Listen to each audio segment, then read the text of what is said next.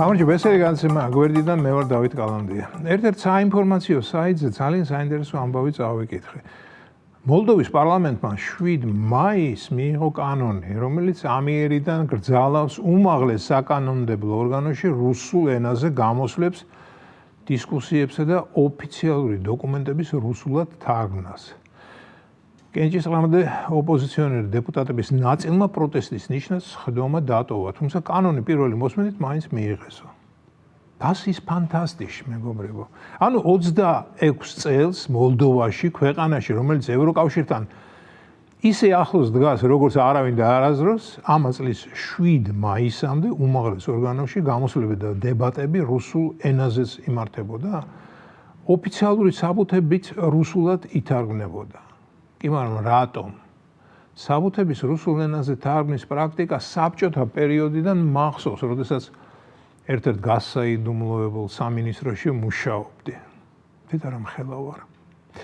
ხო, მოკლედ იმ დროს არსებობდა წესი დოკუმენტებს, რომელსაც მთელი კავშირის მასშტაბით უნდა ემოქმედა, რუსულად ვთარგმნიდით და მოსკოვში საკავშირო სამინისტროში ვაგზავნიდით. მაგრამ როგორც კი საქართველომ ნანატარ დამოუკიდებლობას მიაღწია, ეს პრაქტიკა როგორც იქნა, მოკვდა. მოლდოვაში გამოდის, რომ დღემდე ცოცხალზე ცოცხალი ყოფილა? ვერ ვიგებ რატომ.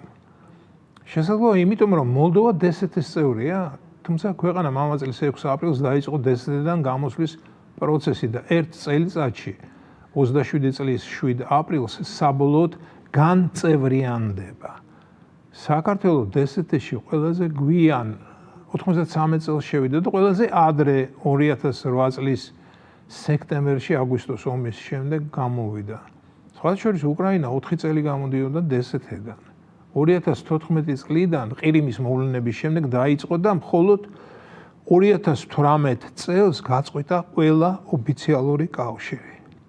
დიახ, ის, რასაც პოროშენკომ 4 წელი მოანდომა, ჩვენმა კვირცხლმა სააკაშვილმა 2 თვეში გააკეთა. ჩვენ კი არ ვაფასებთ მას და ნებისმიერ შეცდომაზე ციხეში ვსვამთ. მე მართალია გვეცოდება და კლინიკაში გადავყავს, მაგრამ იქიდან ისევ ციხეში. მაგ საფუძვლიანი ეჭვი ვიფიქრო, რომ ადრე თუ გვიან ის კვლავ კლინიკაში აღმოჩნდება. თუმცა ვნახოთ. არ ვიცი რა მოიგო ან რა წააგო საქართველოს DST-ში ყოფნით.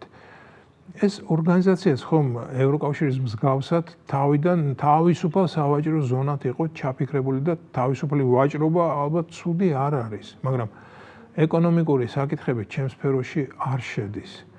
სამწუხაროდ ეკონომიკის თეორიული მხარე ჩემთვის უცხოა. მე მხოლოდ მის პრაქტიკულ მხარეს ვხედავ. ანუ როდესაც მაღაზიაში შევდივარ და ერბო გაძვირებული მხვდება, აი ამით ამოიწურება ჩემი შეხება ეკონომიკასთან. რას იწვევს ფასების ზრდა და როგორ შეიძლება ამას ვერ ბრძოლოთ, ეს უკვე ჩემი გაგების არეალის მიღმა. ამას წინათ ყურადღებით ვუსმინე დებატებს ფასების ცვლილებასთან დაკავშირებით. გამოგიტყდებით, 2 საათი ვცდილობდი გამეგო რაზე საუბრობდნენ, მაგრამ იმდენად სპეციფიკურ ტერმინოლოგიას იყენებდნენ, ვერაფერი გავიგე. ეს არც არის გასაკვირი.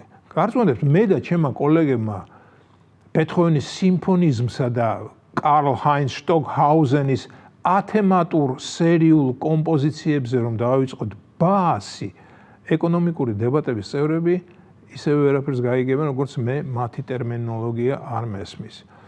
ამიტომ მოდით უფრო მარტივი ენით ვილაპარაკოთ იმაზე, რაც ყველას აინტერესებს. ხო, ვუბრუნდები მოლდოვას.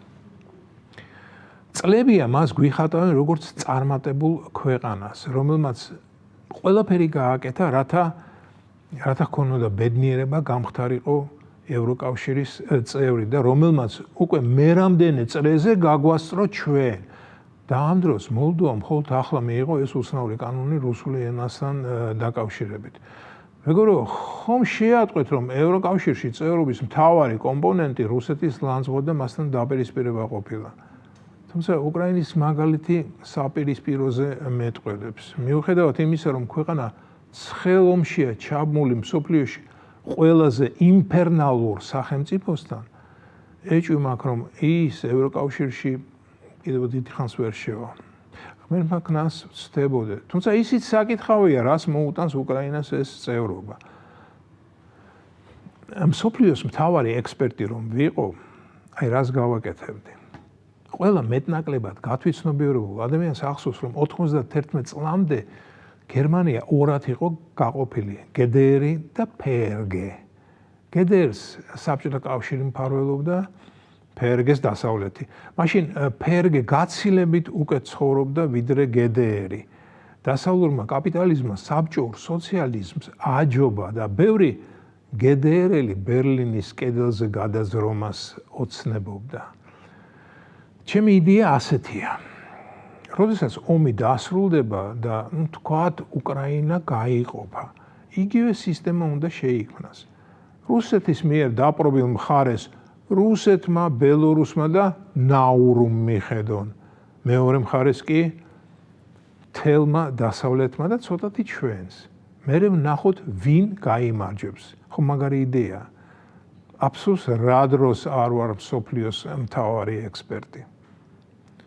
ეს იყო განცემა გვერდიდან და მე ვარ დავით გალანდია.